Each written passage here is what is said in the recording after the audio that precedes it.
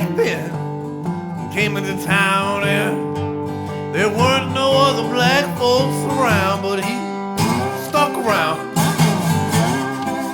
with nothing to lose. Got him a job shining on them town folks' shoes.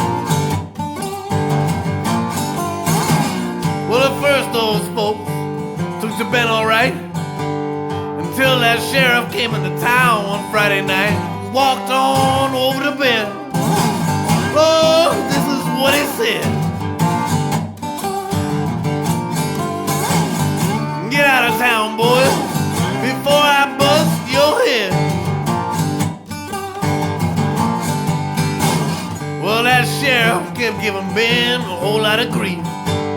Told everyone in town that Ben was a thief. Oh, Big Black Ben, I don't know how you eat. Well, no one in town would even trust you with the shoes on their feet. See, Big Black Ben, he was the biggest man around. He could have put that sheriff 6 feet in that ground, but instead he smiled and swallowed his pride. Left town walking by that old riverside.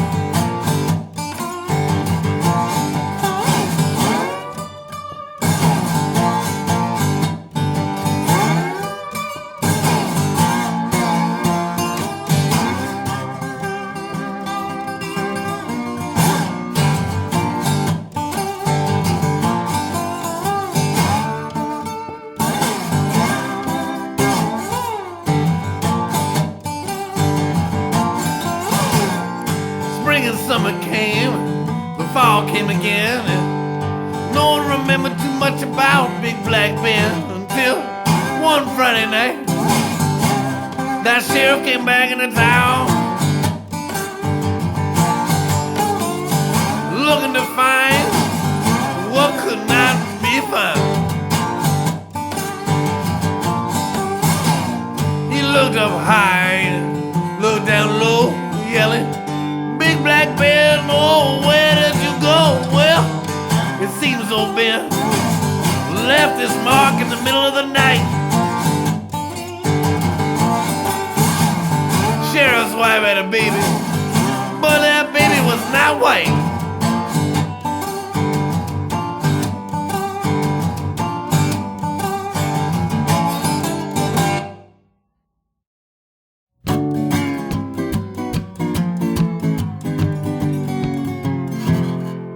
Well, a whole lot of folks never wanted to see him again. But here's another story about Big Black Ben. Well, when he woke up, it was the middle of the night. Rain tapping on the window and a light shining bright. He looked outside thinking it's too early to be dawn.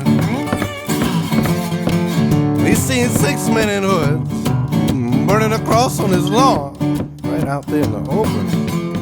Well, he went outside and said, "Boy, you in it deep." He said, "Now put that thing out, don't you know I'm trying to sleep." They say way here you've been with white women behind closed doors. He came awake in a smile and said, "Just yours and yours and yours and yours."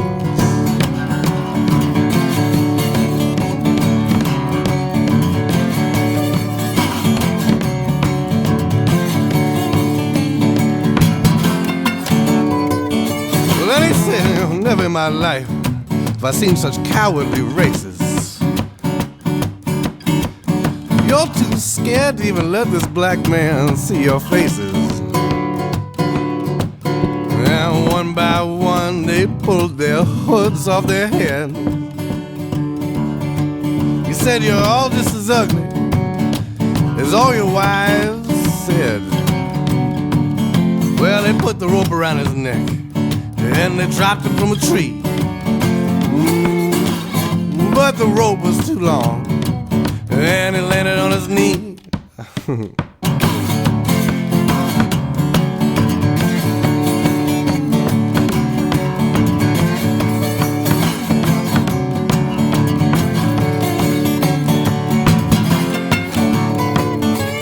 Then they pulled out their guns like a bunch of hard cases. Ben, you know, he spat at their feet, kicked mud in their faces. Well, they must have been confused, all their faces being brown, because they shot each other dead. Big Black Ben dug to the ground. Ben sure felt bad, you know, seeing those 6 ways to life. But you know the sun's coming up, and someone's gotta go console some wives. Console.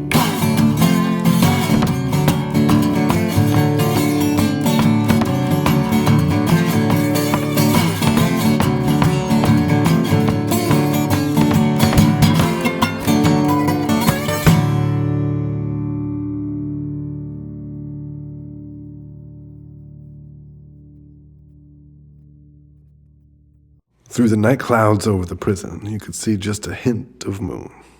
And for the warden, this night could not have come too soon. He used to be a sheriff back when he had a wife and lived in town, but that all ended when his wife had a baby that was born just a little too brown. He had waited so long, 20 years from now to then, but tonight he would have his revenge, the execution of Big Black Ben. Big Black Ben had long retired from his chosen vocation, from his very special brand of promoting miscegenation. He had himself a family and a house in a nice little spot, and the sheriff and the clan troubles he had long since forgot. Wednesday morning he walked into town how he always did, but little did he know that the warden, 8 deputies, and 53 prison guards were closely there hid. They were on him in a swarm before he knew what to do. They overpowered him with numbers, but it took all 62. Without a body, without a weapon, and before he could take a breath, Ben was convicted of murder, and the judge sentenced him to death. Ben landed in solitary faster than you can wonder how. He'd been there straight for 2 years, and that brings us to right now.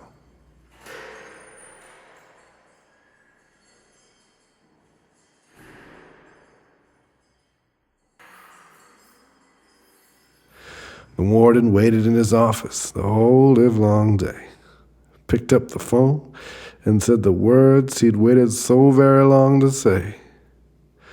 Go down to that cell and drag him out by the hair. Strap his big black ass to that electric chair.